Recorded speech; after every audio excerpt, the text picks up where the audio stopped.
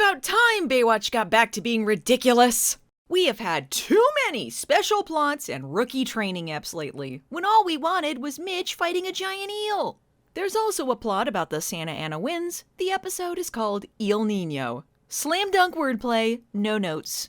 Eel Nino was directed by Baywatch co-creator Douglas Schwartz. He's directed a ton of episodes before and will direct several after, but I've never really brought this up and I thought it would be interesting to know. Douglas Schwartz has retinitis pigmentosa, the same eye disease they gave Court, which means he has limited vision, but he's legally blind. In fact, he is the only legally blind person in the Directors Guild of America. I think him managing to do that with 5% of his vision left is pretty damn remarkable. So, Baywatch is Baywatch, but the episodes he directed take on another light when you realize they were directed by someone who's blind. Eel Nino!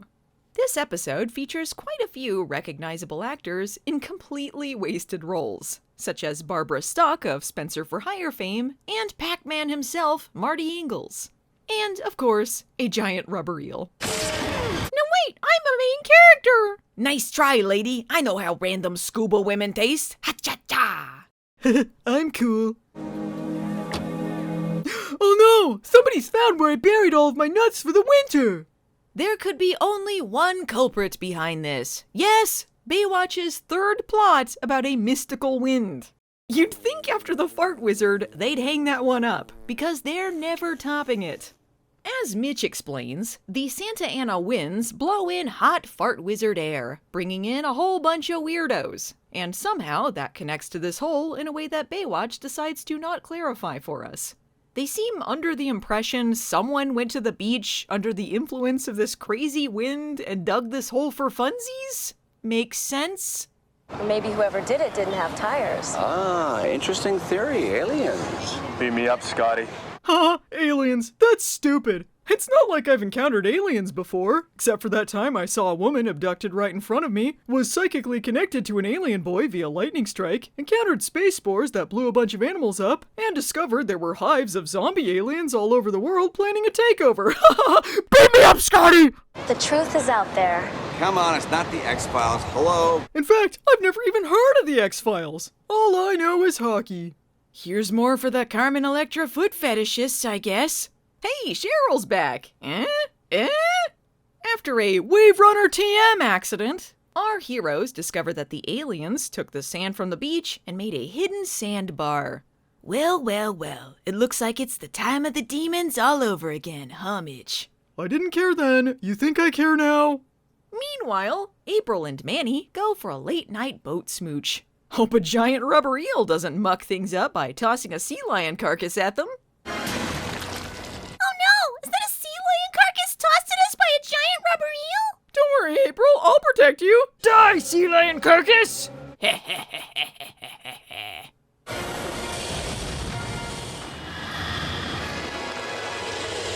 Luckily, the eel couldn't get any closer between cuts, or else it might have gotten Manny.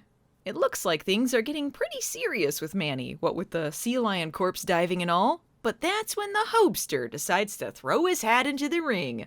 Yes, now he has a thing for April too. Having a boyfriend already be damned. Cheryl mentions that April is older than him, and then we get into the Skylar situation all over again.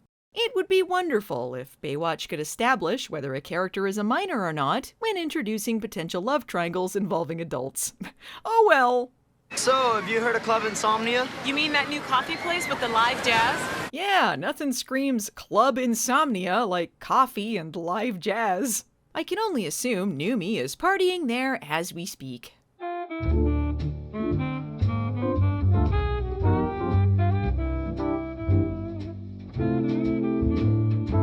The cool vibe is totally killed, however, when they come across yet another dead sea lion. Totally gross!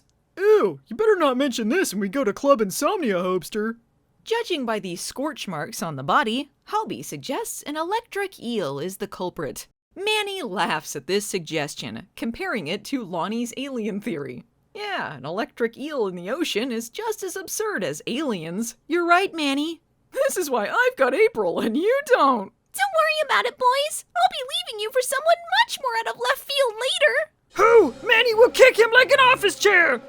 Enter Marty Ingels, who is simply credited as Prospector. Presumably, he's an old friend of Mitch's gold prospector uncle. He's come to the beach to find his fortune, but instead finds a lifeguard track?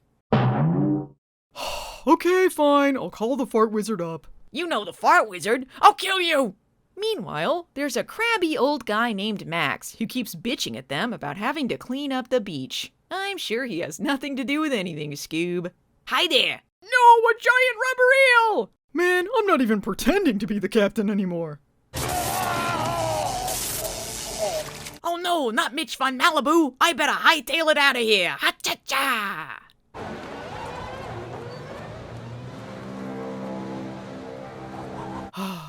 Naya water.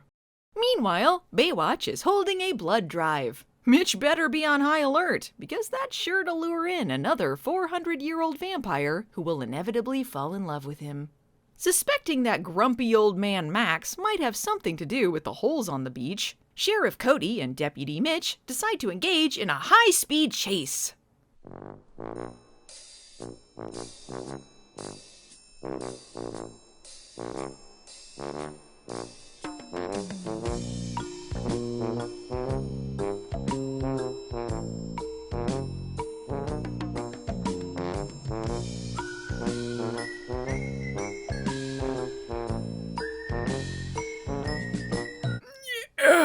Well, another action scene done for the day. Wait, what am I doing here now? Thought we were gonna interrogate that old guy. Oh well, I guess it didn't matter what we asked him, or if he admitted to anything, or if he did, what motive he could possibly have. We'll just throw in a half-assed line at the end about it. Eel Nino! It turns out, during a recent earthquake, some tanks broke and some lab animals escaped, which is why there's an eel, and I guess why it's giant. No need to explain what kind of testing they were doing, or if that even relates to its unusual size and aggression. The doctor here guesses that the eel is probably hiding out in a romantic cave that, say, Hobie might take April to at this very moment. Hey, April, want to start a love triangle? Not really, but I do love age gap relationships. What? That's a joke for the people rewatching this episode later. Cool, well, cave time. When Manny finds out about this cave visit, he's uncharacteristically calm and collected. April's not attracted to Hobie. She's not in complete control of her emotions. What? Manny will destroy Hobie for this! So, let me get this straight. Lonnie thinks a mystical wind blew some truck-burying aliens into town and fucked with April's hormones, making her irresistibly attracted to the Hobster? Is that what's going on here? They simply had to keep this shot of Jeremy Jackson accidentally kicking the camera. There was absolutely no way to cut out that last second of footage. Don't think I didn't see that, kid. Ha-cha-cha. Oh wow, it looks so fake in here. Thanks for including me in your jealous investigation, Manny. So, what's the plan here? Confront April and Hobie in an underwater cave and demand to know why they dared to do something without Manny and Lonnie's permission?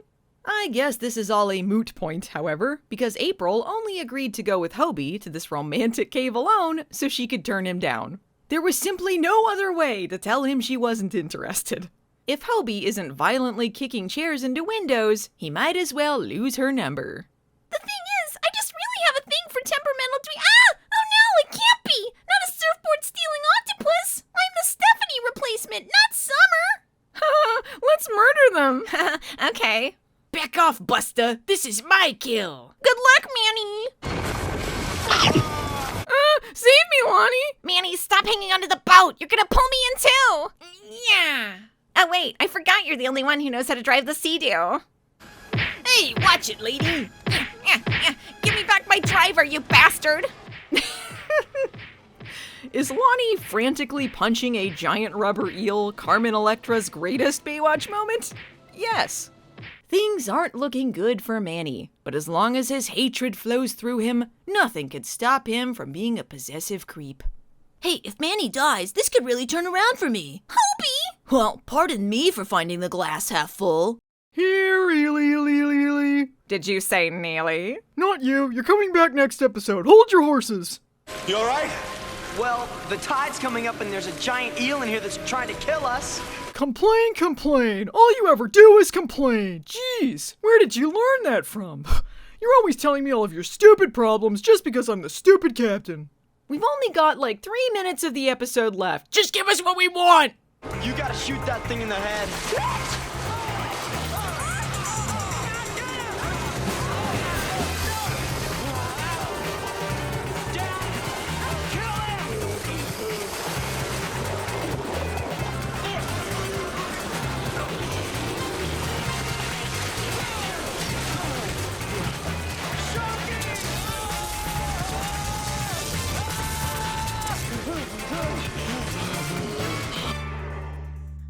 Yes! Mwah! Mwah! Mwah! This is one of the greatest 2 minutes of Baywatch ever. Mitch wrestling a giant rubber eel while Hobie shrieks at him to just shoot it in the head like it's a damn zombie. All culminating in killing the shit out of this sick experiment made for undetermined reasons.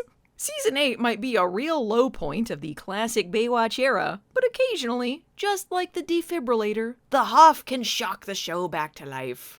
Hey, water isn't a great current for electricity, right? I'm fine for some reason? Also fine for some reason is Manny, who had to be revived from flatlining just a scene ago, but is now well enough to play frisbee football. Seeing as how Mitch gives them an update about the eel in this same scene, apparently not a lot of time has passed. Maybe Manny was onto something during that really boring bad eyesight montage. But anyway, after all is said and done, Hobie and Manny are cool again. And I'm not sure exactly why. Hobie is acting like he didn't purposefully try to steal Manny's girlfriend from him, and Manny says he was glad he got jealous, which probably shouldn't be the takeaway here. Total losers unite! Oh, by the way, dinner at my house tonight for all of us, 8 o'clock. Hope you like smoked eel. I nearly died! Next time on Baywatch. Craig returns! Neely returns! Native Americans are magical, and Carmen Electra dances. We're back!